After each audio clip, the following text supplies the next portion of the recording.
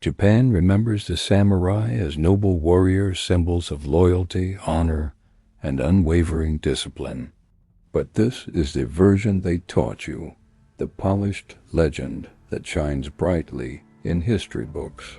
What if I told you that behind the gleam of the katana and the stoic face of the warrior, there was another world, a world of political assassinations, forbidden alliances, and hidden clans operating entirely beyond the control of emperors and shoguns?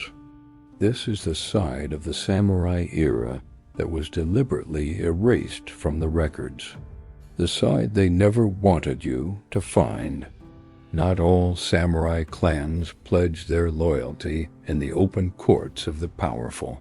Some served clandestine families, masters of the shadow realm, whose names were systematically scrubbed from official documents. These secret clans were the true puppet masters of feudal Japan. They controlled vast intelligence networks that stretched from the northern mountains to the southern ports.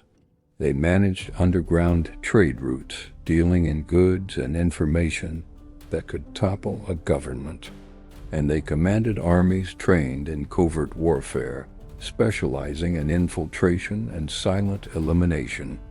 Their influence was so pervasive, their methods so effective, that even the all-powerful shogunate feared them, knowing that a single whispered order from a shadow lord could unravel their entire empire. These were not just warriors. They were the invisible architects of history. Ancient chronicles often describe sudden, inexplicable shifts in power. A powerful warlord mysteriously falls from grace. A strategic fortress is abandoned overnight. A clan's influence evaporates without a single recorded battle. Historians are left with puzzles, gaps in the narrative that make no logical sense. But scattered scrolls, hidden away in remote temples, hint at the truth. Entire conflicts were fought and won in the shadows. These weren't the grand battles of open fields and waving banners. They were wars of night raids, targeted disappearances, and silent massacres that left no witnesses. These battles were never acknowledged publicly, their existence denied to protect the fragile illusion of political stability. Winning a war was important, but keeping that war a secret was paramount. Samurai tradition is filled with ceremonies, but some were so intense, so psychologically demanding that they have been all but forgotten. These weren't about tea or poetry. They were rituals designed to forge a human weapon.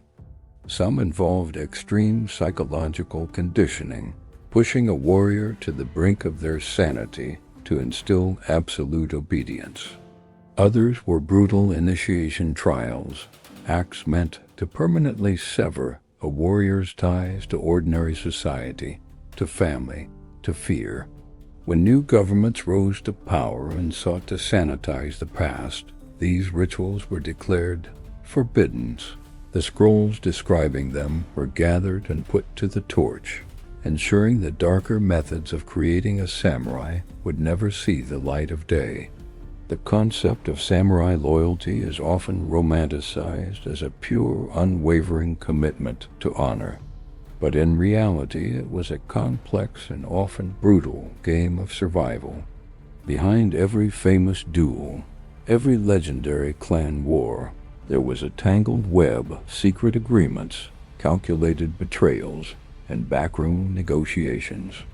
Ambitious leaders manipulated rivalries with surgical precision, pitting clans against each other to maintain their own power.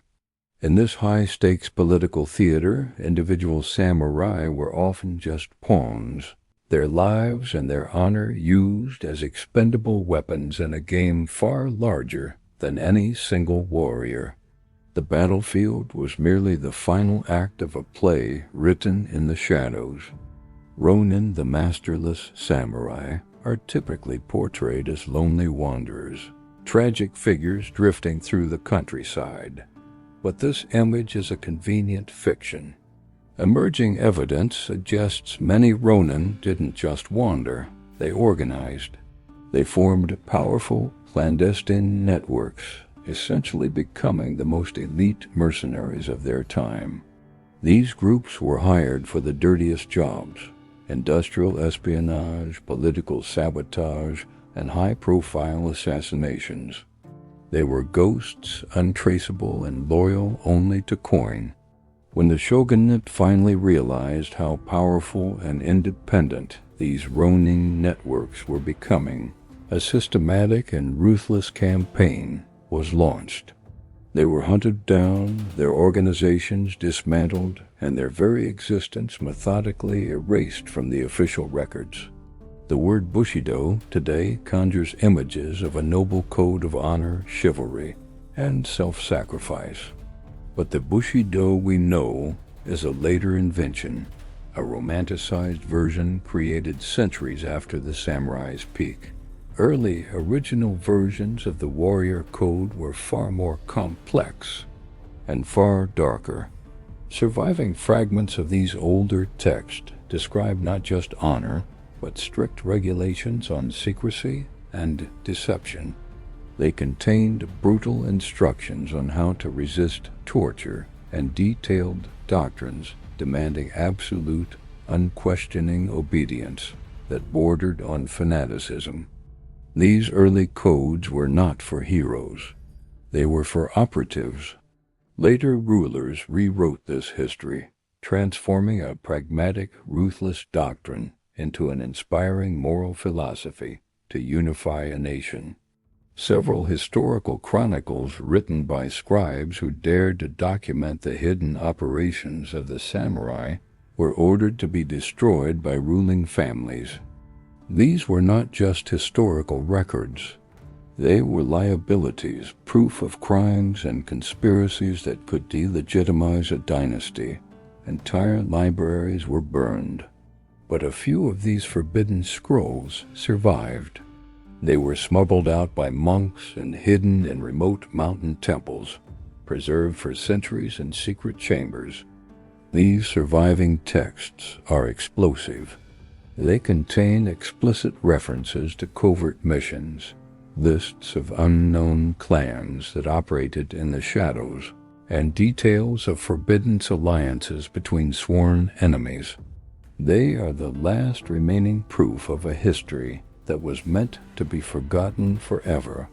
Even after the samurai class was officially abolished in the late 19th century, their influence did not simply vanish. The era ended, but the networks remained. Their shadow organizations adapted, evolving from feudal spy rings into secret societies that continued to influence politics and finance from behind the scenes. Some of their most secretive traditions and techniques were passed down silently through generations, concealed within prominent families whose names rarely appear in our history books. The warrior was gone, but the silent, invisible legacy of their secret world endured, a hidden current flowing beneath the surface of modern Japan. All of this leads us to a final, unsettling question. Were the samurai truly the noble warriors of legend, or were they something else entirely? Guardians of secrets so dangerous, so destabilizing, that they had to be buried at all costs? What else lies hidden in the shadows of their era, waiting to be discovered? If you're ready to uncover more forbidden history, subscribe to the True Story Files, and tell us in the comments what you think the samurai were really trying to hide.